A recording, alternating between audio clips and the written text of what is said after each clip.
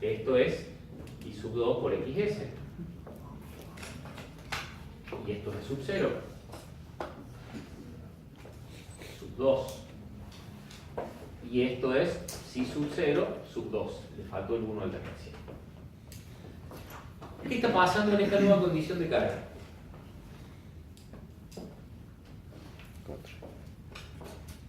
Motor. Es un motor porque AB ahora es negativo. El sub 0 está en el cuarto El cuadrante. sub 0 está en el cuarto cuadrante. U sub F se adelanta respecto de sub 0. Consume potencia activa. Y está consumiendo exclusivamente potencia activa porque la corriente está plenamente en fase con U sub F y porque la proyección horizontal de I2 por XS no existe. Existe solo proyección vertical. Y hagámosle un agregado más. ¿Cuánto valdría para cada una de esas dos fuerzas electromotrices la excitación que necesitamos darle? Recordemos esto, habíamos dicho recién, como estamos trabajando con la máquina no saturada, E sub 0 era igual a K por θ de excitación. Por ende, θ de excitación es igual a E sub 0 dividido K. E sub 0,1 dividido K es igual a θ de excitación 1. E sub 0,2 dividido K es igual a θ de excitación 2. ¿Qué diferencia hay entre θ de excitación 1 y θ de excitación 2? Esto es E sub 0,1, esto es E sub 0,2. Nacen desde el mismo origen y ambas llegan al extremo de idénticos I por XS, nada más que uno es positivo y el otro es negativo. Las dos fuerzas electromotrices son iguales.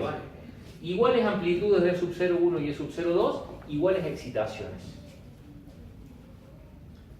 Un generador produciendo corriente activa pura o un motor consumiendo la misma corriente activa pura necesitan exactamente la misma excitación. ¿Por qué? Porque la excitación se usa para compensar reactivo. ¿Hay reactivo en juego acá? No. Solamente se necesita potencia mecánica. Si es generador, meterle un chorro de agua a la turbina. Si es un motor, que consuma potencia activa para producir potencia mecánica a través del líquido. Entonces, si dibujamos esas excitaciones, tendríamos θ de excitación 1 ahí y θ de excitación 2 acá. Pero recordando que θ de excitación 1 es igual a θ de excitación 2 en módulo. Vamos a las otras dos corrientes, I3 e I4. ¿Dónde aparecería I3 por XS? I3 por XS, si I3 tiene el mismo valor en módulo que I sub 1 e I sub 2, quiere decir que I3 por XS va a tener el mismo módulo que I sub 1 o que I sub 2 por XS, pero 90 grados adelantada respecto de I sub 3. Entonces, I sub 3 por XS aparece acá.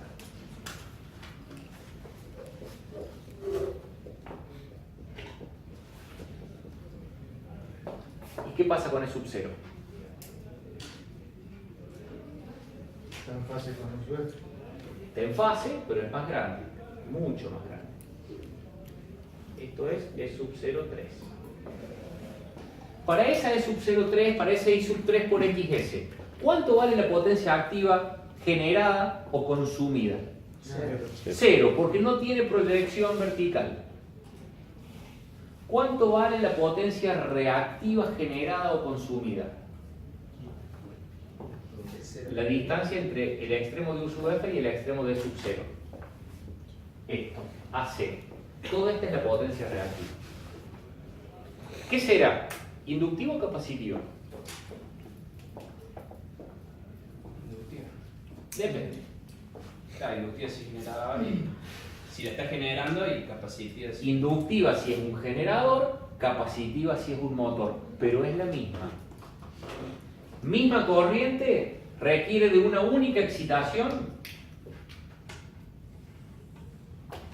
θ sub EX3, mucho más grande que las anteriores. ¿Por qué? Volvemos a nuestros gráficos originales. Corriente atrasada 90 grados respecto de sub 0 para un generador desmagnetiza. Entonces, si yo no quiero que se me caiga la tensión de bornes de ese generador, tengo que subirle drásticamente la excitación. Visto desde el lado del motor, es un motor con corriente capacitiva. Un motor con corriente adelantada a 90 grados desexcita. Tengo que subirle la excitación para que se mantenga en ese estado de funcionamiento. ¿Vieron que valía la pena dejar todos estos grafiquitos? Vamos a la corriente 4. ¿Qué pasa con la corriente 4? Me va a producir el mismo módulo de I por XS, pero en sentido contrario al de I3.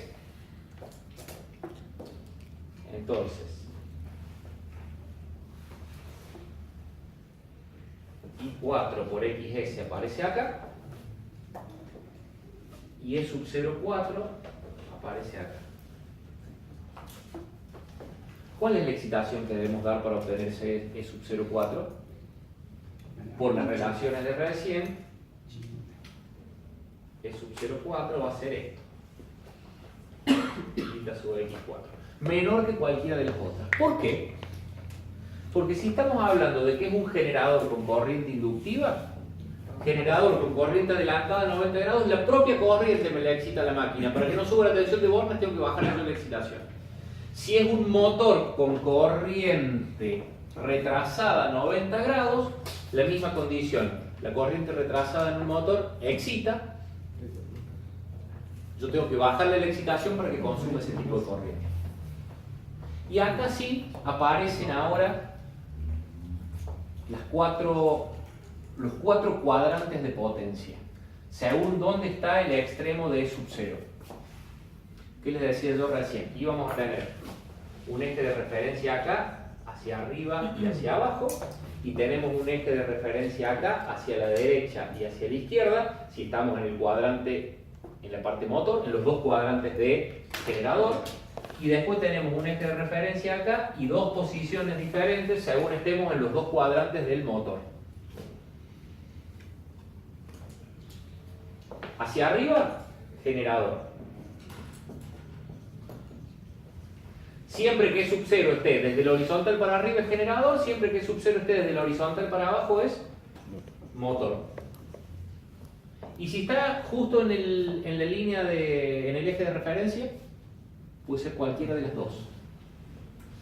Como no estamos considerando pérdidas, es exactamente igual para cualquiera de las dos. Pero el motor real o el generador real tienen pérdidas en las resistencias del arrollamiento de inducido y en dónde más.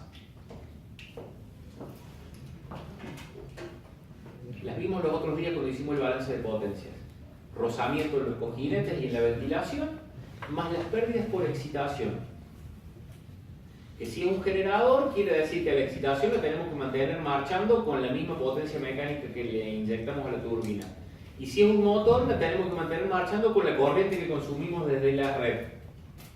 Entonces, depende de quién alimenta las pérdidas, será motor o generador. Si para mantenerlo funcionando en esta posición de E sub 0,3 le estoy echando un chorrito de agua a la turbina que se mantenga girando, está funcionando como un generador que no produce potencia activa. Si en cambio, para mantenerse funcionando, está consumiendo una pequeña corriente activa desde la red, se está comportando como un motor que no está produciendo potencia mecánica, sino que solamente se está manteniendo en movimiento. Cualquiera de las dos condiciones, para E sub 0,3 o E sub 0,4 que están sobre el eje de referencia, son comunes para generador o motor. ¿De qué depende que sea uno o el otro? ¿Quién alimenta las pérdidas? ¿Un pequeño chorro de agua o un pequeño consumo de energía activa? Bien, vamos al caso del generador. ¿Qué pasa a la derecha y qué pasa a la izquierda del eje de referencia vertical que pasa por el extremo de un subeje? E sub 0,3 para un generador corresponde a I3. ¿Qué tipo de carga tiene el generador si está alimentando esa corriente, generando esa corriente I sub 3? Inductivo. Entonces, desde el extremo de un subeje hacia la derecha es un generador inductivo. Y hacia la izquierda estamos en la posición de sub 0,4 y 4 por XS. ¿Qué es I4 para el generador? Capacitivo.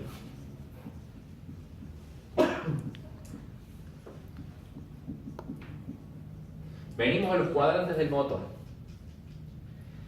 ¿Qué es la posición de E sub 0,3 en función de I3XS para el motor? Capacitivo. Motor capacitivo.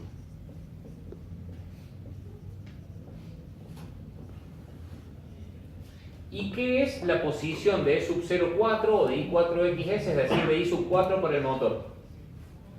Que es lo que estamos a la izquierda de U sub F. Inductivo. Motor inductivo.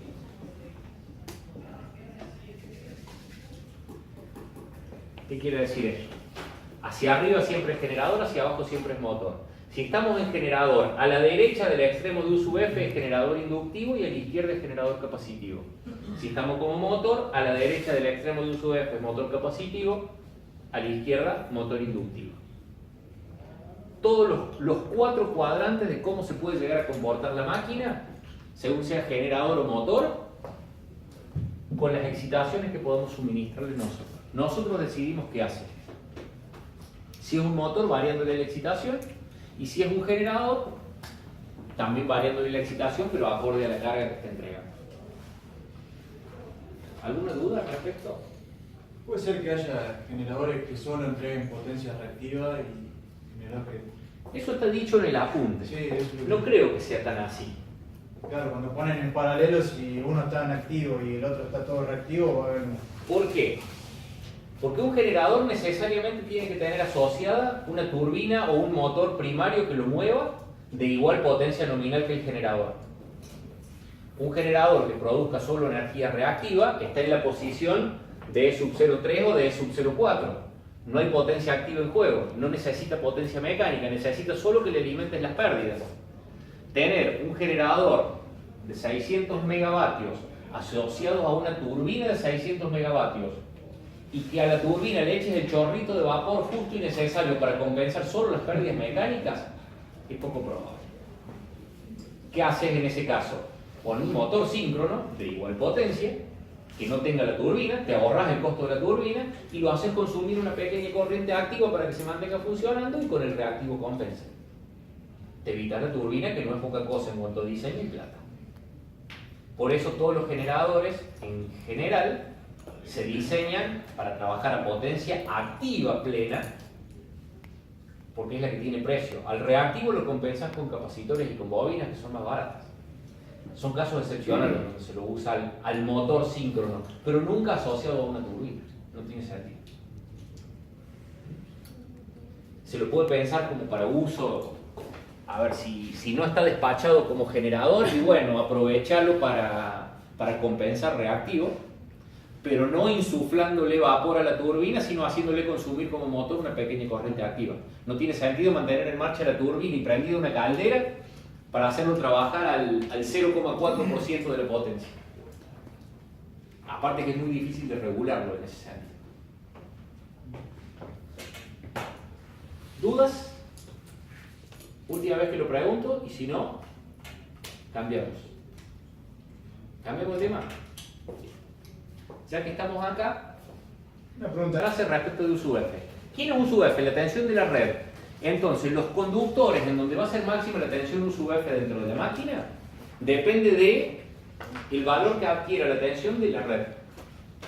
USUF siempre va a deber tener un valor exactamente igual y contrario a menos USUF, igual y contrario a USUF para que se compensen entre ellos.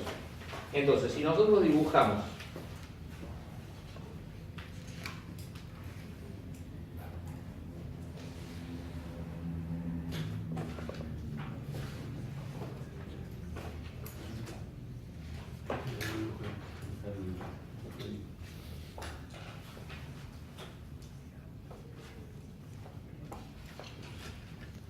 la rueda polar enfrentada con el inducido de nuestra máquina,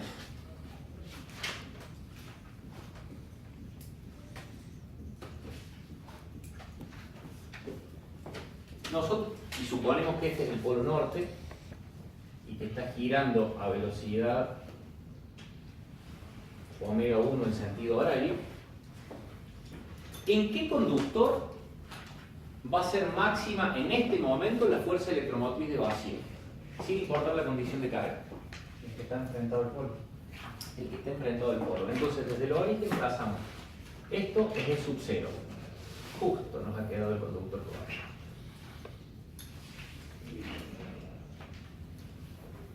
Ahí tenemos el conductor de máxima fuerza electromotriz de sub cero entrante. Para esa posición de sub cero, y hablando de la corriente I sub 1, que teníamos dibujada ahí, como generador, ¿dónde está la máxima tensión de la red en este instante? ¿En el mismo conductor en donde es máxima sub cero? No. ¿Por qué? Porque estos vectores están girando en sentido antihorario. Por ende, tenemos un desfasaje temporal psi sub 0,1 respecto de sub 0 y u sub f. ¿Cuáles son los ángulos que se corresponden en un diagrama geométrico como el que tenemos acá respecto de un diagrama vectorial temporal como el que tenemos acá? Dividido los pares de polos. El mismo ángulo dividido la cantidad de pares de polos. Si tenemos un solo par de polos, el ángulo es el mismo. Pero ¿qué sabemos nosotros? El sub 0 está adelantada psi sub 0,1 con respecto a u sub f. Si el rotor está girando en sentido horario, quiere decir que posiblemente acá tengamos u sub f desplazada a un ángulo psi sub 0 sobre p.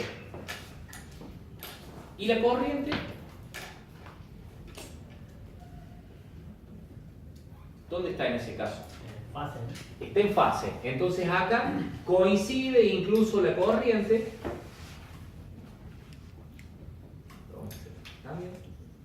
También la corriente I, porque tenemos en ese caso un ángulo phi igual a 0.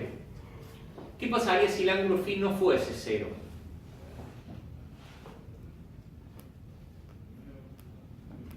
La corriente se desplazaría respecto de u sub f hacia la izquierda si es inductiva, hacia la derecha si es capacitiva. Pero aparece también en el ángulo. Lo importante es que es esto. Mientras la máquina estuvo en vacío, ¿cuál era la tensión que teníamos en realidad inducida? U sub f. Los polos debían estar coincidiendo con el conductor donde tenemos la máxima U sub f. Pero en el momento en que la pusimos en carga, los polos tuvieron que trasladarse un poco más hacia la derecha. Recordemos esto, la pulsación de U sub f me la da la red. Yo no le puedo adelantar o atrasar. Ya está dada por los generadores que están marchando. Si yo pongo mi máquina en vacío, E sub 0 se tiene que poner en fase con U sub f. Se ponen superpuestas. En el momento en que yo la pongo en carga, ¿qué le hago a mi máquina? Le inyecto combustible. Al inyectarle